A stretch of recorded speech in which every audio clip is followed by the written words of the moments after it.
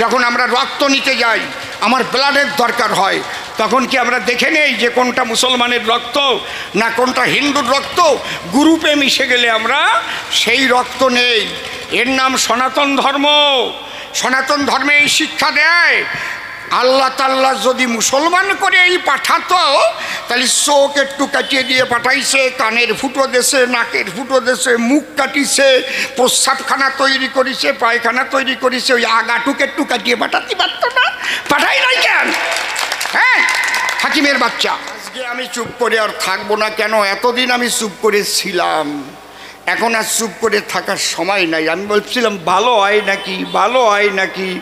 তা দেখি যে অশিক্ষিতের দল, এরা সমস্ত একেবারে অশিক্ষিত, সমস্ত মাদ্রাসার শিক্ষা পেয়ে আজকে যেভাবে ওরা হিন্দুদের উপর আক্রোশ, আপনারা দেখেন কাশ্মীরে যা ঘটলো, এ মানুষের কাছে বলা যায় প্যান্ট খুলে খুলে চেক করছে, বলছে মুসলমান যারা এক পাশে চলে যাও, হিন্দুরা আর এক পাশে আসো।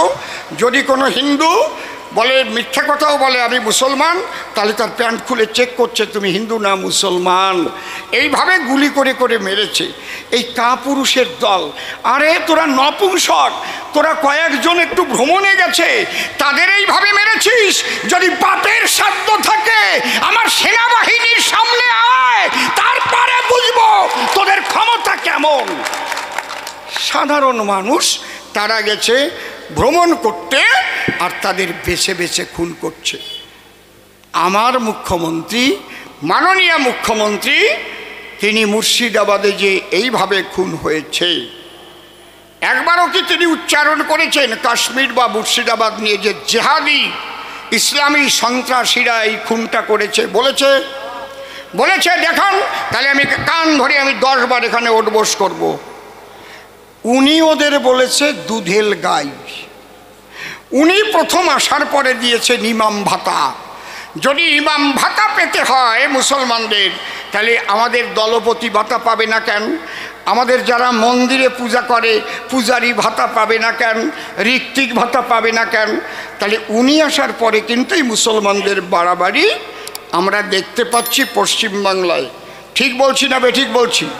আমি একদম প্রমাণ দিয়ে দেব। ওনার যদি লজ্জা থাকতো তাহলে উনি কিন্তু মুখ্যমন্ত্রী পদ ছেড়ে দিত এতদিন, তাই না হলে ফিরহাদ হাকিমের বিচার করত। ফিরহাদ হাকিমের মতো ক্যাবিনেট মন্ত্রী, সে বলল ইসলাম নিয়ে যে জন্মগ্রহণ না করেছে সে দুর্ভাগা, তাদের দাওয়াত দাও, ইসলামে দাওয়াত দাও মুসলমান ধর্ম গ্রহণ করবার জন্য। তাহলে সবচাইতে বড় দুর্ভাগা পশ্চিমবাংলার মুখ্যমন্ত্রী। তিনি বারবার বলে থাকেন আমি হিন্দু ধর্মে জন্মগ্রহণ করেছি, আমি ব্রাহ্মণ কুলের মেয়ে। তুমি যদি ব্রাহ্মণ কুলের মেয়ে হয়ে থাকো, হিন্দু ঘরের মেয়ে হয়ে থাকো, আজও কেন ফিরহাদ হাকিমের বিচার তুমি করলে না? যে এত বড় বাজে কথা বলার তুমি কে? আর আমাদের রাজ্যে কতগুলো নপুংসক পুলিশ, তারা কেন স্ট্রাইক করলো না? হিন্দু পুলিশগুলো তারা কেন করলো না স্ট্রাইক? যে আমরা হিন্দু হয়ে জন্মগ্রহণ করেছি, আমরা নাকি দুর্ভাগা, আমরা রাইফেল ধরবো না, এই পোশাক পরবো না আজকের থেকে, এর বিচার না হওয়া পর্যন্ত। কিসের চাকরি? ভিক্ষা করে খাবো, কিন্তু তুমি আমাকে বলবে দুর্ভাগা মুসলমান হয়ে জন্ম নেই নাই বলে। এই চাকরি করছেন আপনারা? বাঁচা যায় না? আমি অসীম সরকার গাড়িতে ভিক্ষা করেছি, ভিক্ষা করে বেঁচেছি, কিন্তু অন্যায়ের সঙ্গে কখনো আপোষ করি নাই। দরকার হলে আবার ভিক্ষা করে খাবো, মাঠে জন খেটে খাবো, কিন্তু এই জাতীয় কথা কখনো কিন্তু আমি সহ্য করা মানুষ নয়। এ বেটা ফিরহাদ হাকিম, হাকিমের বাচ্চা, ওকে যা গালাগালি দিতে ইচ্ছা করে সে গালাগালি আমার বুক দিয়ে দিলে আপনারা খারাপ বলবেন। এ হাকিমের বাচ্চা, কেউ কি হিন্দু হয়ে জন্মায় না মুসলমান হয়ে জন্মায়? সবাই মানুষ হয়ে জন্ম নেয়। সবাই, একটা মুসলমানের ছেলে জন্ম নিল হাসপাতালে, তার পাশে যদি অসীম সরকারের একটা বাচ্চা হয়, ওই সদ্যজাত দুটো শিশুকে যদি এই টেবিলের উপরে এনে রাখা হয়, পৃথিবীর কেউ বলতে পারবে কোনটা মুসলমান আর কোনটা হিন্দু? পারবে? কেউ পারবে? বলেন, কেউ পারবে? কথা বলেন না কেন? কেউ পারবে কি? কেউ পারবে না। আমরা রক্ত নিতে যাই, আমার ব্লাডের দরকার হয়, তখন কি আমরা দেখে নেই যে কোনটা মুসলমানের রক্ত না কোনটা হিন্দুর রক্ত? গ্রুপে মিশে গেলে আমরা সেই রক্ত নেই। এর নাম সনাতন ধর্ম। সনাতন ধর্মে এই শিক্ষা দেয়। আল্লাহ তাল্লাহ যদি মুসলমান করে এই পাঠাতো, তাহলে চোখ একটু কাটিয়ে দিয়ে পাঠাইছে, কানের ফুটো দেশে, নাকের ফুটো দেশে, মুখ কাটিছে, প্রস্রাবখানা তৈরি করেছে, পায়খানা তৈরি করেছে, ওই আগাটুক একটু কাটিয়ে পাঠাতে পারতো না? পাঠাই নাই কেন? হ্যাঁ, হাকিম যদি মুসলমান হয়ে জন্ম নেয় তাহলে ওই ওই আগাটুক কাটিয়ে পাঠাই নাই কেন? এর জবাব যেন দেয়। তৃণমূল যদি কেউ থাকে সে যেন এই জায়গায় সে জবাব দেয়। প্রশ্ন করে গেলাম। তাহলে আমিও পূর্ণ দেহ নিয়ে জন্ম নিয়েছি। নৈশ শান্তি নিকেতনে মাতা পিতা দুইজনে মিলন রসাস্বাদনে, যখন হয় মিলন পিতার পিতৃসত্তা নেমে এসে আশ্রয় করে মায়ের গর্ভাবাসে। স্পার্ম ওভাম মিলে শেষে যায় গঠন করে হয় কোষ বিভাজন। এ হচ্ছে প্রজনন বিজ্ঞান। সেখান থেকে একটা বাচ্চা তৈরি হয়, তাই না? সেই বাচ্চাটা হিন্দু না মুসলমান এ বোঝা যায়। তারপরে ধর্মের দাগ লাগে গায়ে। আর ওই হাকিমের বাচ্চা কয় মুসলমান হয়ে যে জন্মগ্রহণ না করেছে সে নাকি দুর্ভাগা। আর সব হিন্দুরা এখনো সেই দলে তৃণমূলের ঝান্ডা নিয়ে ঘোরে। হিন্দুরা এখনো তৃণমূলের সেই দলের ঝান্ডা নিয়ে ঘোরে। আরে নিজের ধর্ম রক্ষা করো আগে, তারপরে হবে কথা। তুমি তৃণমূল করো আর কংগ্রেস করো, সিপিএম করো, যা করো না কেন, কেন রাস্তায় নামলে না? যে ফিরহাদ হাকিমের বিরুদ্ধে আমরা নামলাম যুদ্ধে। ফিরহাদ হাকিম যত সময় নাকে খত না দেবে, ওকে মন্ত্রিসভা থেকে যতক্ষণ না বরখাস্ত করা হবে ততক্ষণ আমাদের হিন্দু সমাজ রাস্তার থেকে উঠবে না।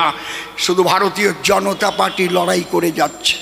আমরা বিধানসভায়ও লড়াই করছি ভিতরে, আমরা বাইরেও লড়াই করছি।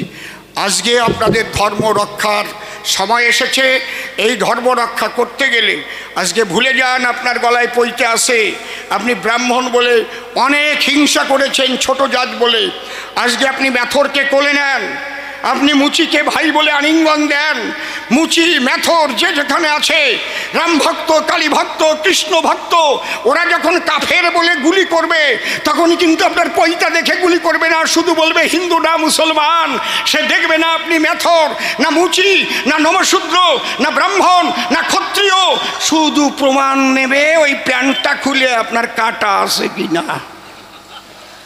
হ্যাঁ, আজকে যদি আপনি ঐক্যবদ্ধ হতে না পারেন, এই বাংলা থেকে যদি এই সরকারকে 26-এ উৎখাত করতে না পারেন, লাস্ট চান্স আপনাদের, এইটা আপনাদের লাস্ট চান্স। আমি করজোড়ে বলে যাচ্ছি, যারা এতদিন সাধারণ মানুষ তৃণমূলকে ভোট দিয়েছেন, একটা ভোটও আর তৃণমূলকে দেবেন না।